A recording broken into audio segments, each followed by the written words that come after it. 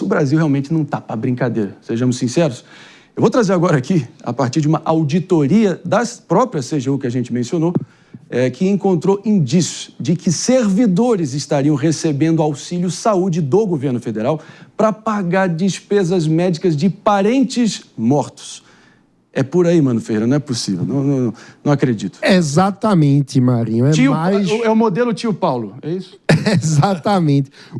Qual que é a história aqui? Basicamente, servidores públicos, eventualmente, têm direito a auxílio saúde para dependentes seus. Sejam cônjuges, ex-cônjuges que têm direito à pensão alimentícia, filhos de até 21 anos ou filhos que tenham algum tipo de incapacidade, enfim. Há uma série de dependentes que podem levar o servidor a ter o direito a pagamento de auxílio saúde.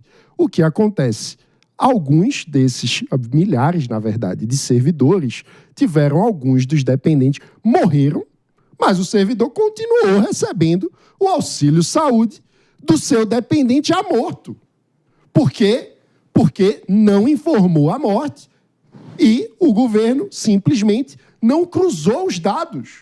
Então, não pegou o registro de óbitos e cruzou com os dados a respeito de quem são os dependentes. Ou seja, um problema básico de gestão que a Controladoria Geral da União, que o Ministério Público são capazes de fazer e que fizeram e perceberam, mas que, a princípio, deveria ser feito na gestão dos pagamentos. Exatamente. Isso é óbvio. A gente está falando sobre um escândalo que é mais um gargalo da ineficiência da gestão pública brasileira. Outro dia a gente trouxe aqui no Morning também um caso de cruzamento de banco de dados que levou o governo de Pernambuco, liderado pela governadora Raquel Lira, a cortar benefícios indevidos para pessoas que tinham até carros de luxo e estavam recebendo Bolsa Família. Exemplo não faltam de como a falta básica de cruzamento de dados leva a pagamentos absurdos, ineficientes para servidores ou para beneficiários de programas que não se enquadram nos critérios que deveriam ser utilizados, segundo a lei, para o pagamento dos benefícios. Agora, David de Tarso, pelo amor de Deus, Santa Maria do Espírito Santo de todo mundo.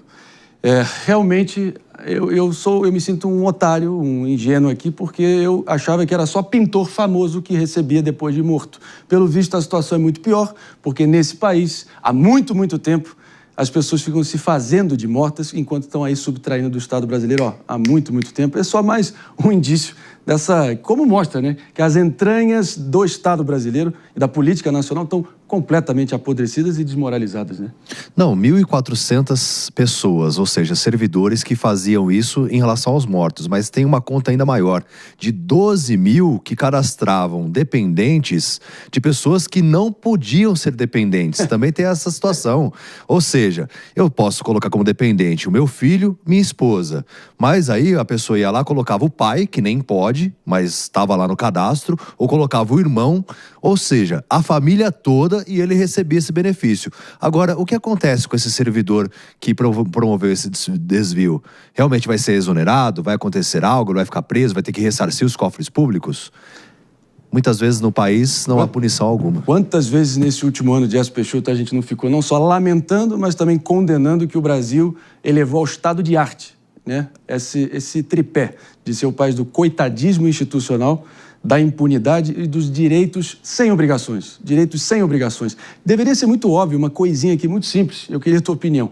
Se a gente ficar criando auxílio, benefício à torta direito sem critério para todo mundo, não é nos furtarmos aqui de estender a mão para quem mais precisa no nosso entorno, mas realmente de esculhambar o negócio, é claro que realmente a gente vai ver situações como essa se multiplicando.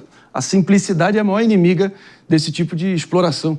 Concorda? Não, André, minha única discordância é que o Brasil é um país do direito sem obrigação. Eu acho que a gente tem muita obrigação e pouco direito. Principalmente quem quer fazer coisas da maneira correta. Porque a realidade é que a gente paga muitos impostos, a gente é cobrado o tempo inteiro, a gente sustenta um Estado em que as pessoas abusam dos benefícios em detrimento de trabalharem pelo Brasil. Então nós temos uma casta muitas vezes grande de poderosos no Brasil que, em vez de servirem ao Brasil, se servem do Brasil, usam do patrimônio público público em favor de visões privadas. Então, assim, a realidade é que quando eu olho para esse tipo de caso, é impossível para mim não pensar que no final do dia tudo é sobre impunidade. Porque essas pessoas, elas provavelmente fazem isso há um tempo. E alguém avisa pra alguém, fala, ó, eu fiz e deu certo. Deu certo, vou fazer também. E por assim vai. E nesse ciclo eterno de deu certo ou errado, os dados não são cruzados, a gestão não se torna eficiente, fica parecendo que o Estado brasileiro é um idiota. E por que eu coloco um idiota? Porque só um idiota, para ter todo um aparato estatal, tecnológico, de dados e não utilizar. Coisa simples, cruzamento de certidão de óbito.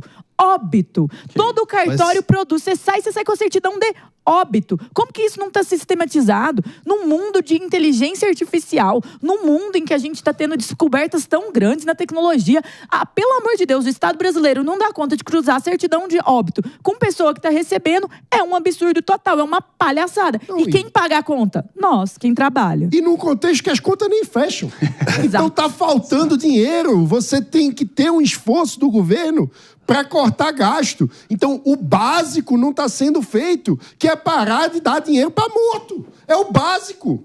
E nem isso o Estado faz, e depois quer aumentar imposto. Quer cobrar mais para dizer a conta não fecha. Precisamos cada vez mais. É uma vaca leiteira que está completamente desnutrida e o Estado continua querendo extrair leite. É absurdo. Fazer o básico bem feito, como o Mano muito bem colocou aqui, ou seja, simplicidade de processos e de eficiência mínima de entrega, é a maior inimiga para a malandragem. O meu ponto aqui foi, Jess, que realmente criando a torta direito, sem critério para todo mundo, sem realmente ter um crivo minimamente rigoroso, de bolsa para lá, auxílio para cá e sem realmente, de forma despudorada, cria margem para todo tipo de malandragem se instalar nesse país. E, claro, de novo, a simplicidade e o básico é a maior inimiga da malandragem. Talvez a gente entenda isso de uma vez por todas. Sonhar é de graça.